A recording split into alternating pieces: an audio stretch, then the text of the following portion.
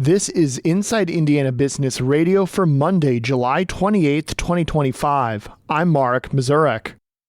A student graduating high school in Indiana in 2023 had barely better than a coin flip chance of attending college, new data from the Indiana Commission for Higher Education shows.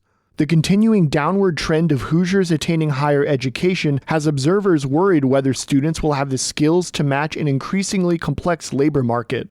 Per the newest set of data, only 51.7% of seniors in the class of 2023 went on to college. That's the second lowest mark of the last 20 years, and it puts Indiana about 10 points lower than the national average.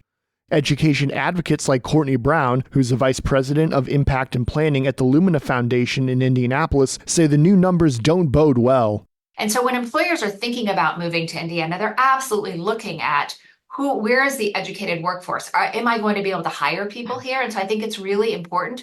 We also know in the future that more jobs are going to require education beyond high school. So getting some form of education beyond high school is more important than ever. Brown says there's a number of factors that impact the college going rate, but cost, including confusions around cost and worries of college leading to a job, are the biggest reasons more students don't pursue higher education. The dip in college attendance comes as the Indiana Department of Education and state legislators have approved new high school diploma requirements that focus more on job training rather than traditional college readiness.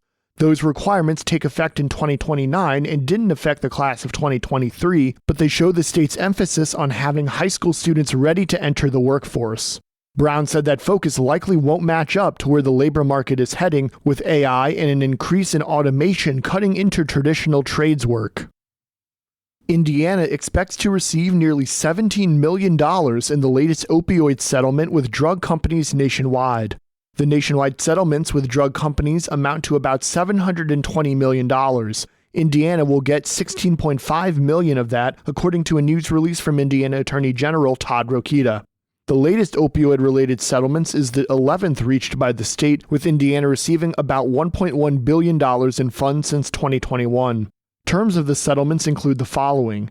The companies can't give bonuses or impose discipline on employees based on how many opioids they sell. The companies can't make or distribute any products containing more than 40 milligrams of oxycodone per pill and can't offer discounts on opioids.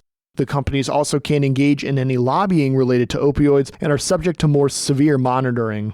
From the number one source for Indiana business news, this is Inside Indiana Business Radio. To succeed, you need to stay informed. You need to be engaged. And let's face it, you need to set yourself apart from the rest by connecting with a company that brings you the best. Because in today's environment, business is an ever-moving target, and we'll help you chase it. IBJ Media. The best of business is in us. Get started at ibjmedia.com/youngprofessional.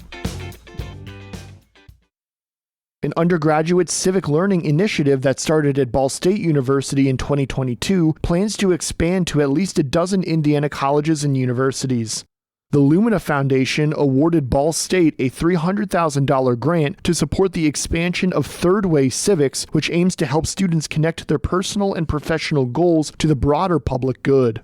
Third Way combines historical inquiry, peer discussion, and interdisciplinary learning to promote civic understanding and engagement. The initiative will include statewide faculty workshops, curriculum coaching, and collaborative research into effective civic pedagogy.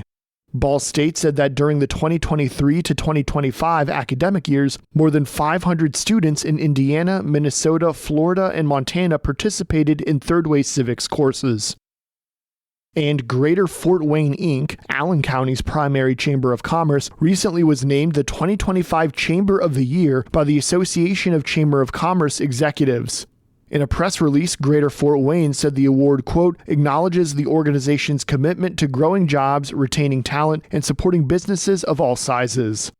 The Association of Chamber of Commerce Executives said it chooses the Chamber of the Year based on data benchmarks and an application that's reviewed by peer chambers. Arrive AI CEO Dan O'Toole is this week's guest on the Business and Beyond podcast with Gary Dick, presented by PNC.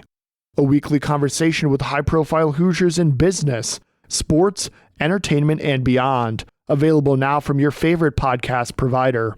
I'm Marek Mazurek for Inside Indiana Business Radio on Demand.